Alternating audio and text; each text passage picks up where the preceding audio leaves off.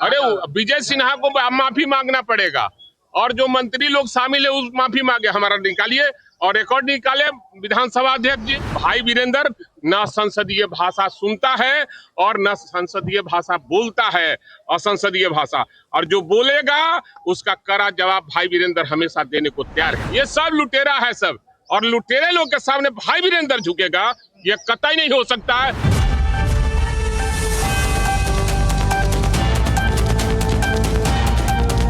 मनेर का विधायक हूँ, मनेर का पानी तनी कड़ा होता है, ना सांसदीय बोली बोलता हूँ ना सांसदीय बोली सुनता हूँ। अगर कोई ऐसा बोलता भी है तो उसे कड़ा जवाब दूंगा, ऐसा कहा है मनेर विधायक भाई वीरेंद्र ने। नमस्कार, मैं सुरभि मानसी और आपने देखना शुरू कर दिया एकदम कड़क। विधानसभा मानसून सत्र का आज चौथा दिन है, जिसके बाद विधानसभा मानसून सत्र में अभी तक चौथे दिनों तक विपक्ष दल जो है काले कपड़े में अपना प्रदर्शन जारी रख रहे हैं और मुद्दा वही एसआईआर का, और एसआईआर के खिलाफ प्रदर्शन अभी तक जारी है। वहीं पर विपक्ष दल के नेता और मनेर के विधायक वीरेंद्र भाई ने भी ऐलान कर दिया है कि अगर जनता का साथ हुआ तो चुनाव का बहिष्कार भी करेंगे, क्योंकि दलितों, अल्पसंख्यकों और गरीबों के साथ अन्याय हो रहा है। उनको मतदान देने के अधिकार से वंचित करने की पूरी साजिश रची जा रही है। ऐसा उन्होंने क्यों कहा, आइए जानते हैं। किया जा रहा है कि जनता के जब पूछेंगे और जनता कहेगी तो हम लोग चुनाव का भी बहिष्कार करेंगे।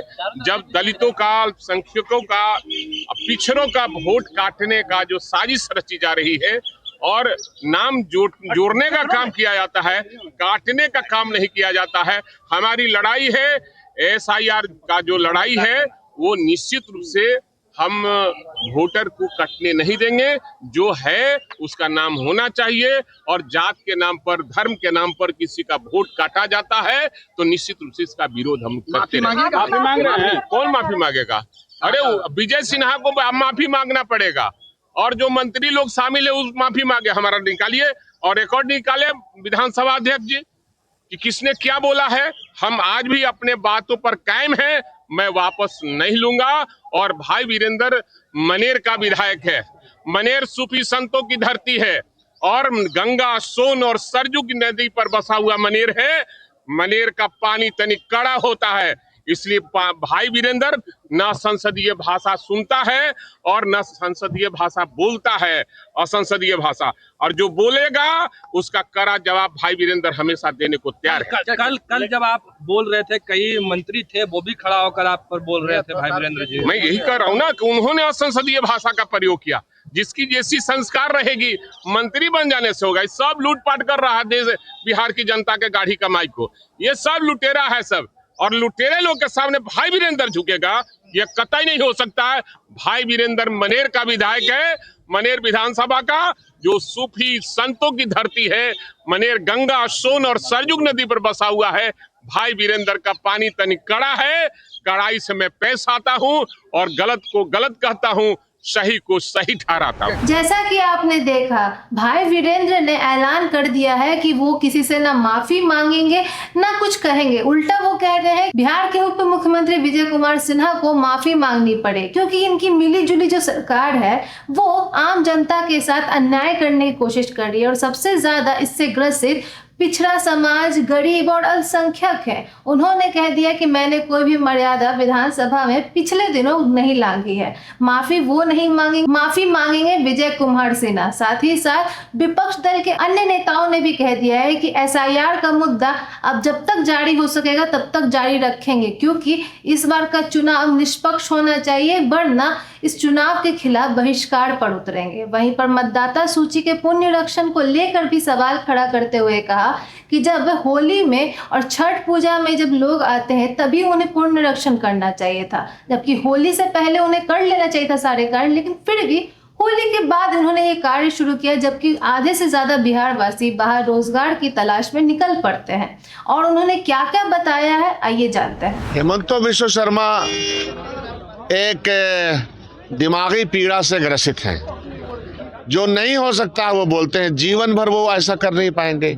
और इस बार उनको पटखनी देने के लिए वहाँ लोग तैयार हैं, कांग्रेस पार्टी की पूरी तैयारी है। सभी लोग वोट को काटने में लगे हुए हैं कि वोट कट जाए, लेकिन वोट कटने की बात अगर होगी तो इनको छोड़ा नहीं जाएगा, ये तय है। बैकआउट की बात आप लोग कर रहे हैं। हम कुछ भी कर सकते हैं, हम कुछ भी जनता के ख्याल को रखते हुए जनता के अधिकारों के लिए हम कुछ भी कर सकते हैं। सर जैसे कह रहे हैं कि चुनाव बॉयकॉट पर विचार हो सकता है, जनता की राय जाने। आप ये याद रखिए कि जिस कॉन्टेक्स्ट में, जिस परिस्थिति में ये बात हो रही है, वो परिस्थिति गंभीर है।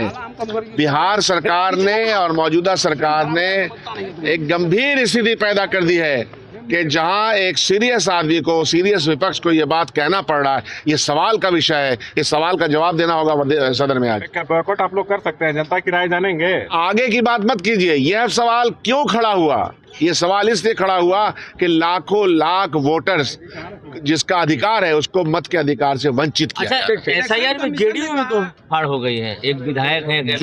जो भी इसको समझ पाएगा वो इसका बायकॉट करेगा। एक मर्यादा होती है ना, डेमोक्रेसी की एक मर्यादा है, वोटर्स की एक मर्यादा है। उस मर्यादा को खंडित करने वाले जो लोग होंगे और उसको बचाने वाले लोग जो होंगे, ये लड़ाई तो होनी है। अभी आप देखिए ना और क्या क्या होगा भाई। वोट तो सबको लेना है और वोट के अधिकार का जो बेसिक लड़ाई है वो चल रहा है। इलेक्शन कमीशन ने कहा है कि 1 लाख नाम लापता है लोग। अब ये लापता तो उन्होंने किया है क्या? अभी लापता लोग किस आधार पे बोलते हैं? कहाँ लापता, कहाँ से उजिया गए?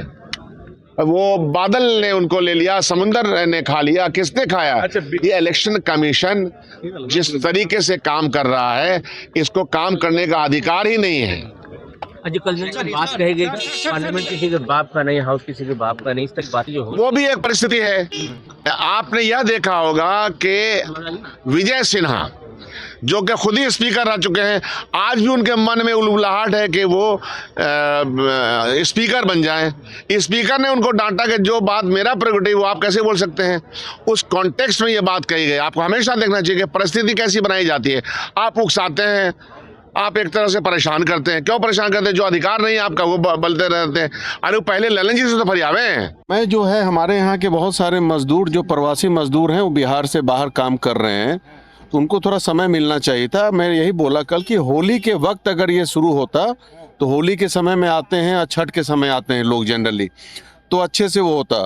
तो अभी आप डॉक्यूमेंट सब जब अब फाइनली देखिए, अभी 10% हम लोगों का 90% मोर और लेस हुआ है हमारे विधानसभा में, लेकिन 5% वैसे लोग हैं जो बिहारी हैं, बिहार में यहाँ पे वोट देने आते हैं और अभी बाहर हैं, उनका नहीं हो पाया है। इसको लेके मैं बोला हूँ कि कुछ समय सीमा बढ़ाना चाहिए। जैसा कि आपने देखा, विपक्ष दल पूरी तरह से भड़की हुई है और साथ ही साथ अपना मुद्दा एसआईआर का उसे नियंत्रण बनाए रखी हुई है। ये मुद्दा आगे भी चलता रहेगा। शुक्रवार तक विधानसभा का मॉनसून सत्र चलने वाला है और चौथे दिन भी विपक्ष दलों का काले कपड़े में आना और प्रदर्शन करना ये साबित करता है कि एसआईआर का मुद्दा अभी थमने वाला नहीं है, रुकने वाला नहीं है।